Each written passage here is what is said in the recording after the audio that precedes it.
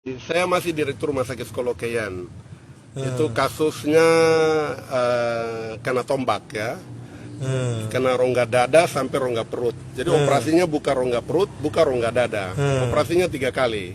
Dan pasien ini kritis dan kita rawat di ICU. Itu tim dokter semua. Dokter bedah, dokter anestesi, dokter penyakit dalam. Saya ikut sebagai tim. Kita rawat sampai sembuh pasien ini. Biayanya 150 juta. Nah, ketika itu dibicarakan di level bawah, di unit pelayanan ICU, dan melibatkan bagian keuangan, ini pasien tidak punya BPJS. Tidak punya BPJS, dan mereka ketemu saya sebagai direktur. Nah, saya bertanya kepada mereka, kira-kira menurut kamu pasien ini bayar atau tidak? Ini menarik ya. Ya. Mereka sudah tahu, mungkin tahu saya punya style dan saya punya karakter. Bahwa ya orang tidak mampu, kita tidak bisa paksakan dia untuk harus membayar begitu. Hari ini masyarakat dari kampung ya, dari distrik, orang ini hidup dalam status ekonomi yang sosial ekonomi yang rendah. Nah, mereka untuk makan minum saja sudah susah, transportasi sudah susah, datang ke rumah sakit. Lah, kita suruh membayar biaya kesehatan. Pemerintah sudah punya kebijakan untuk sistem jaminan kesehatan nasional. Betul. Nah, penyelenggaranya adalah BPJS. BPJS. Ya, begitu. Nah, kebetulan saat itu memang banyak masyarakat yang belum terregistrasi dalam sistem jaminan yang BPJS ini ya. Termasuk Pasien ini. Pasien ini. Nah, jadi dia tidak punya BPJS, tidak dijamin oleh BPJS. Nah, tapi saya tanya sama semua dokter bedah, dokter anestesi, dan semua bagian keuangan, kepala ICU. Nah, mereka sudah tidak ada yang menjawab. Saya bilang, pertanyaan itu bagaimana? Saya bilang, kalau kita suruh pasien ini membayar dengan biaya seperti itu, yang gila siapa? Yang tidak waras siapa? Gitu Ade Hasan. Yang tidak waras siapa? Yang tidak waras siapa? Kita suruh orang yang tidak mampu, orang dari kampung, yang tidak punya uang, kita suruh dia bayar uang 150 juta biaya rumah sakit. Betul. Siapa yang tidak waras? Kalau kita nih suruh pasien ini membayar, kita yang tidak waras. Kita yang tidak waras. Ya. Kita tidak waras. Betul. Lah, pemerintah memberikan jaminan kepada rakyatnya untuk harus dia mendapat akses pelayanan kesehatan dan dijamin lewat sistem jaminan kesehatan nasional. Nah, kalau misalnya ada yang salah dalam masa administrasi, mari kita bicara solusinya. Betul. Dengan pemerintah daerah. Bukan beban ini kita berikan kepada pasien dan keluarga. Tidak bisa. Iya. Dan itu kakak langsung ambil kebijakan digratiskan 150 juta. 150 juta pasien gratis. Dan itu banyak yang saya lakukan. Dan itu saya bisa lakukan kapan saja. Tidak ada yang kita gratiskan. Nah, saya punya tanggung jawab supaya operasional rumah sakit tetap jalan, ya, karena kita butuh obat, kita harus belanjakan semua. Betul. Saya bicara dengan pemerintah daerah untuk alokasikan APBD untuk kasus-kasus seperti ini, begitu. Iya. Begitu. Jadi jangan beban biaya itu kita berikan kepada pasien dan keluarga, tidak bisa, itu salah. Salah, betul ya. Ada Karena itu APBD. tanggung jawab pemerintah tuh ya. Betul, tanggung jawab pemerintah.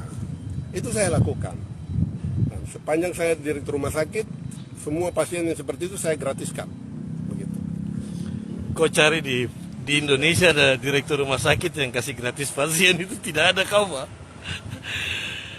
Ada komentar begini, calon pemimpin daerah yang hebat dan berkualitas. Terima kasih. Ada ini, sabar kita baca komen sebentar ya kakak ya. Dokter aku, ada suster yang beberapa pasien yang di rumah sakit Sorsel itu kakak dokter kasih gratis. Ini ada komentar di dalam ini ya. Terima kasih kakak Erwin, hormat semua yang. Iya, kakak dokter pernah di Sorong Selatan. Ini mereka langsung komentar nih, rumah di samping. Aduh, nanti kita baca komen lagi sudah ya. Siap. Kalau dokter yang satu ini kepemimpinannya selalu berpihak pada masyarakat kecil. Saya bulu badan berdiri baca kamu komentar yang ini nih, serius nih. Kakak ini ada komentar nih, kakak dokter yang satu ini kepemimpinannya selalu berpihak pada masyarakat kecil. Amin. Ya. Cerdas Bapak, setuju sekali. Ini komentar kawan-kawan, ada 67 orang yang sudah nonton video ini. Ada pesan yang lebih detail buat teman-teman atau masyarakat? Siap. Ya, memang ada satu pemahaman. Hari ini Selebi Solo ini dia menjadi kebahagiaan kakak. Betul. Sabar.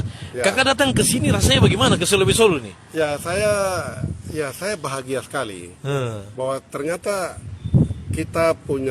kakak punya kehidupan ini bisa memberikan arti bagi orang lain, bagi Betul. sesama. Rumah sakit ini dia memberikan penghidupan. Selain dia bisa melayani pasien-pasien yang sakit untuk mempertahankan kehidupan manusia dan memperpanjang usia mereka sembuh dari penyakit. Tetapi ada banyak orang yang bekerja di sini, Betul. ya, lahan ini yang bisa menghidupkan keluarga mereka. Betul. Jadi ini dia bisa menyiapkan lapangan kerja. Nah, Ade bayangkan ketika itu kalau rumah sakit ini kakak tidak kembangkan, tutup, berapa banyak orang yang mencari hidup di sini, kemana mereka? Betul. Dan berapa banyak orang yang membutuhkan pelayanan kesehatan yang dia nyawanya bisa diselamatkan. Betul. Nah, ini kebahagiaan kakak. Dan itu saya ceritakan untuk istri dan anak-anak saya. Ketika saya lewat di rumah sakit Celebi Solo ini, saya berterima kasih untuk Tuhan.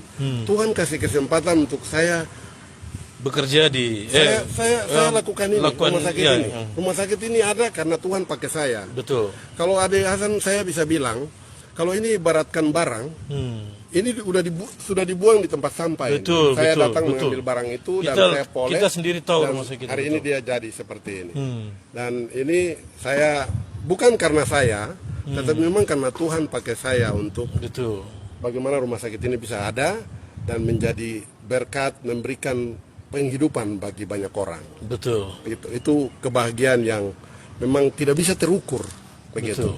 Jadi hidup kita ini kebahagiaan yang sejati itu ketika hidup kita ini berarti bagi orang lain. Kita menjadi saluran berkat bagi orang lain. Betul. Itu yang hari ini terus menjadi pegangan untuk kakak, dan dimanapun saya berkarya, semoga itu bisa memberikan manfaat bagi sesama, bagi banyak orang begitu. Iya, amin. Kita aminkan semua. Kakak punya rencana-rencana, semoga ke depan titik baik ada buat kakak juga, ke depan bisa berkarya lebih kuat lagi untuk Papua, sama buat kakak. Sekarang tinggal teman SD. Oh bukan, Yesus memberkati Pak Dokter selalu. Kakak Inov, terima kasih ke Inov yang sudah bantu bagikan juga, terima kasih. Pak Dokter terbaik katanya. Oke, ada Putri bilang Om Dokter. Oke. Ada satu yang penting yang kakak harus sampaikan untuk Ade Hasan begini. Memang rumah sakit dan apapun yang kita lihat hari ini itu secara fisik bangunan itu gampang bisa dibangun oleh siapa saja. Betul. Tetapi bagaimana kita mengoperasionalkan satu fungsi organisasi itu dengan tugas dan fungsinya, ya, organisasi itu bisa berfungsi. Katakan seperti rumah sakit. Nah ini betul-betul hal yang tidak gampang begitu. Betul. Nah kita bagaimana membangun satu sistem manajemen operasional daripada rumah sakit ini. Betul. Nah ini menjadi satu hal yang kakak waktu itu kerjakan, bahwa tidak cukup dengan fisik, tetapi mari kita membangun sistem manajemen operasional daripada rumah sakit. Iya. Nah itu termasuk di rumah sakit Skolokeyen.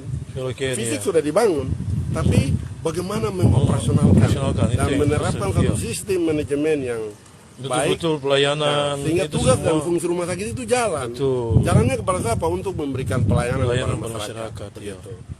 Nah ini betul harus menjadi satu catatan penting memang untuk kita punya generasi berikut, bahwa memang tidak sekedar kita tuh menjadi pemimpin, tetapi bagaimana kita bisa punya kemampuan untuk membangun satu sistem manajemen daripada satu organisasi yang kita pimpin. Itu penting sekali, karena kualitas kepemimpinan itu ada di situ.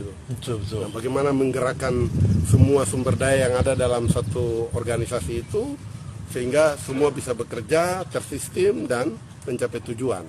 Nah itu salah satu yang kakak ingat, infrastruktur yang kakak tinggalkan di rumah sakit ini adalah itu, sistem manajemen rumah sakit Celebi Solo.